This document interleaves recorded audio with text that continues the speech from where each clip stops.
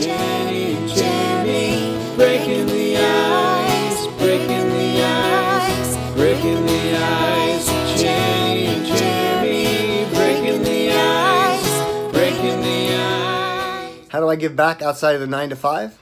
Well, in addition to being a steering committee member for the Northern California Contact Center Association, I also sit on the board of directors and am an active volunteer with the San Joaquin Bike Coalition, a local cycling and active transportation advocacy nonprofit.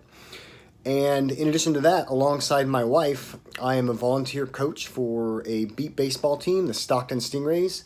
Beat baseball is an adaptive form of baseball played by blind and visually impaired athletes.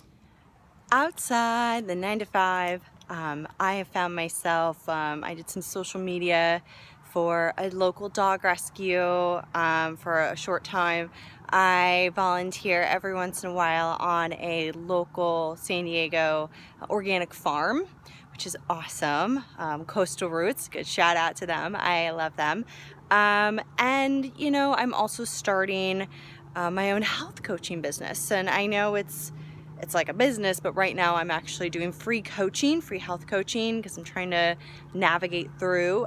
So outside of the 9 to 5, I am also helping people with nutrition, wellness from a very non-diet, body positivity approach. So if anyone's interested, you know, to ask. It's free. It's volunteer. Giving back is so important.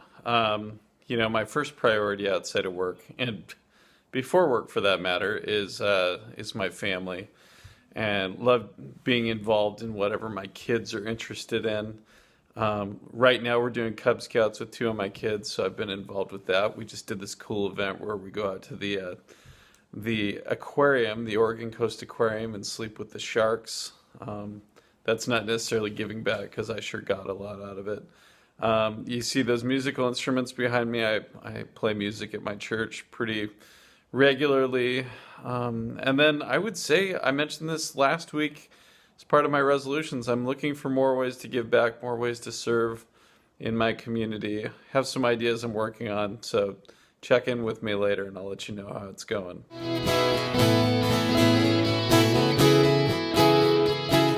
We've evolved from focusing on efficiencies to focusing on the experience of our customers. And we don't focus on individual AHT.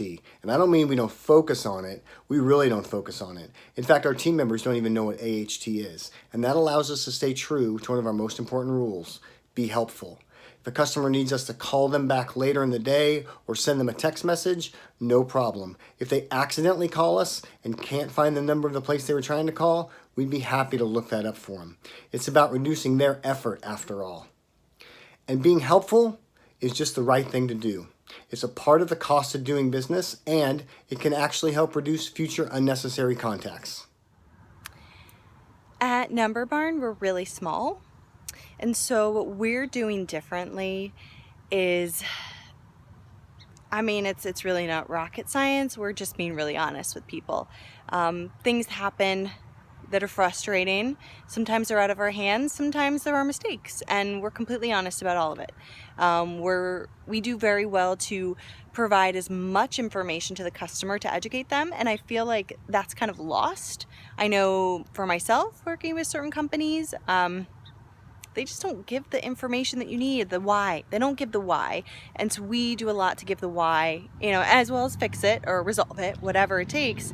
But we work really hard to do that. And I feel that that's different than a lot of contact centers out there, because we take extra time to make sure. And we also add a little bit of our personality in our emails just to keep it real.